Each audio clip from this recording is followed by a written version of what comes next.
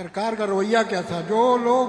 हम लोग जेल में थे, जो हमसे मिलने जाते थे जेल के अंदर, दूसरे दिन उनको भी बंद करके जेल के अंदर भेज दिया जाता था।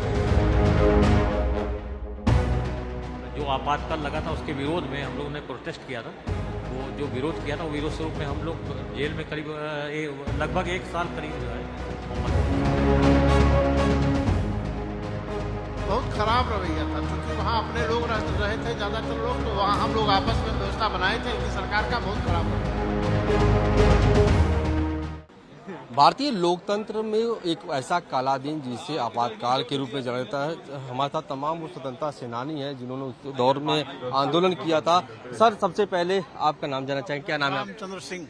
रामचंद्र जी, उस दौर में अगर बात की जाए तो क्योंकि आज हम लोग आपातकाल के रूप में इसको याद कर रहे हैं, कैसा संघर्ष रहा आप लोगों का? किस तरीके से आप लोग सरकार के खिलाफ आवाज उठाए थे? उस समय मैंने एमएससी किया हुआ था, एमएससी फिजिक्स का रिजल्ट आया था, और उस बीच सबकी गिरफ्तारियां हो रही थी, जेलें भरी जा रही थी, और हम लोगों को लगा कि हम लोगों का भविष्य भी खतरे में है। अगर देश हमारा सुरक्षित नहीं रहेगा, देश में लोकतंत्र सुरक्षित नहीं रहेगा, तो हम लोग क्या करेंगे? इसी भावना के लेकर हम लोगों ने आंदोलन किया, और हम जो है 4 दिसंबर को गिरफ्तार हुए थे एमएससी फिजिक्स का रिजल्ट आने के बाद, और हम लोग जेल में रहे।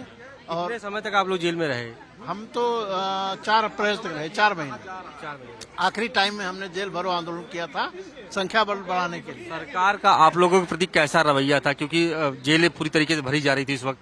बहुत खराब रवैया था, क्योंकि वहाँ अपने लोग रहे थे ज़्यादातर लोग, तो वहाँ हम लोग आपस में व्यवस्था बनाए थे, लेकिन सरकार का बहुत खराब रवैया था। उन्होंने कुछ लोगों को तो नाखूनों में जो है पंचर करके डाल करके लोगों को यातना दी। कई लोगों के दांत टूट गए थे, आंखें फूट गई थी, इस तरह से मारा था पुलिस वालों ने।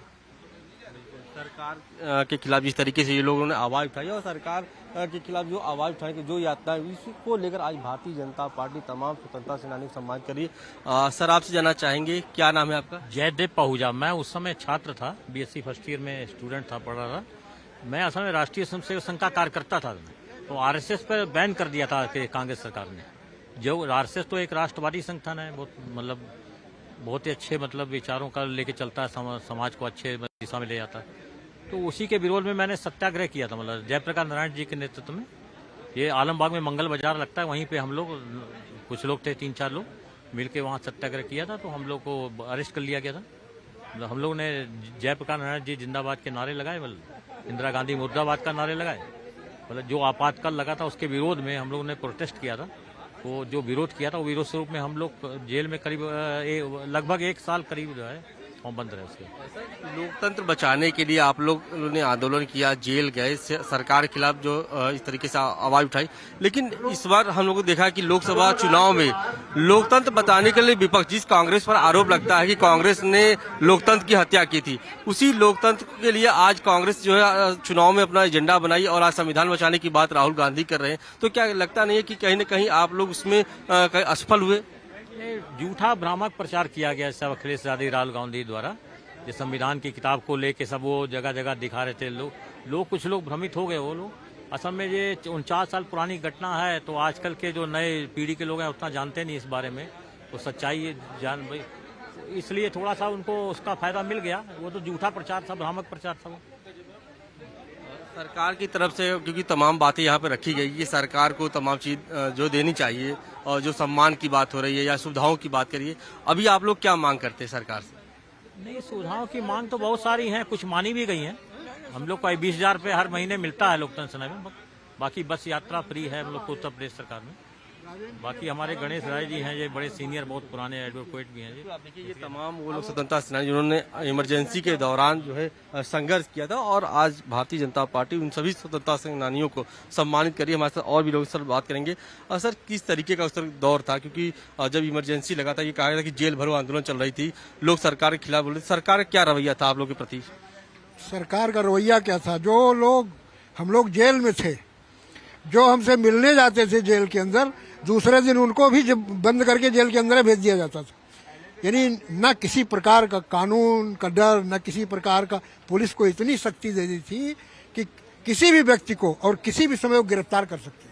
हम लोगों को रात में 12 बजे गिरफ्तार किया और चार्जशीट में दिखाया कि चौराहे पर भाषण दे रहे थे और 1 लाख लोग मौजूद थे।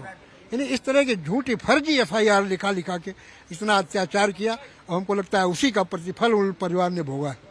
सर एक सवाल ये है कि कांग्रेस के खिलाफ आप लोगों ने आवाज उठाई, तमाम जो राजनीतिक दल थे वो भी कांग्रेस के खिलाफ आवाज उठाई, लेकिन आज वो राजनीतिक दल कहीं न कहीं कांग्रेस के साथ चुनाव में नजर आए थे। तो क्या लगता है कि वो जो आंदोलन, वो जो संघर्ष आप लोगों ने किया था लोकतंत्र को बचाने के लिए, वो कहीं न कहीं कमजोर हो गया है? पता नहीं, शर्म आनी चाहिए ऐसे लोगों को। हमको तो लगता है ये सपा के जो मुलायम सिंह थे, इनकी पार्टी ऐसा कर रही है कि उनके साथ कंधे से कंधा मिलाकर काम कर रही है, और वो भी हम लोगों के संघर्ष में साथ में थे।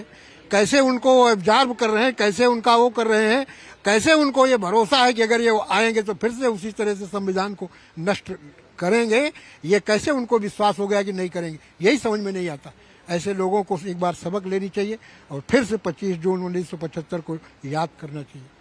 बिल्कुल, देखिए ये तमाम स्वतंत्रता सेनानी हैं जिनको आज सरकार ने सम्मानित किया है, और सबसे बड़ी बात ये कि जिस तरीके से इन्होंने अपना संघर्ष किया, क्योंकि उस वक्त अगर आप बात की कि आज 50 साल पूरे हो रहे हैं आपातकाल को लेकर, उस वक्त ये लोग की जो थे वो युवा अवस्था में थे, और उस वक्त सरकार के खिलाफ जो आंदोलन किया था, कहीं न कहीं संविधान को बचाने की बात की जा रही है। और आज जो परिदृश्य उसको लेकर वो दुखी भी हैं कि आज भी लोग जो है लोकतंत्र के नाम पर झांसे में आ रहे हैं, लेकिन कहीं न कहीं उन्होंने अपना दुख व्यक्त किया और खासतौर पर सरकार से मांगे भी की हैं कि सरकार उनकी सुविधाओं में रियायत बरते। सहयोगी समीर के साथ अश्विनी सिंह, पंजाब केसरी, लखनऊ। हमसे जुड़े रहने के लिए हमारे YouTube चैनल को सब्सक्राइब करें और नई वीडियो की नोटिफिकेशन के लिए बेल आइकॉन को दबाएं।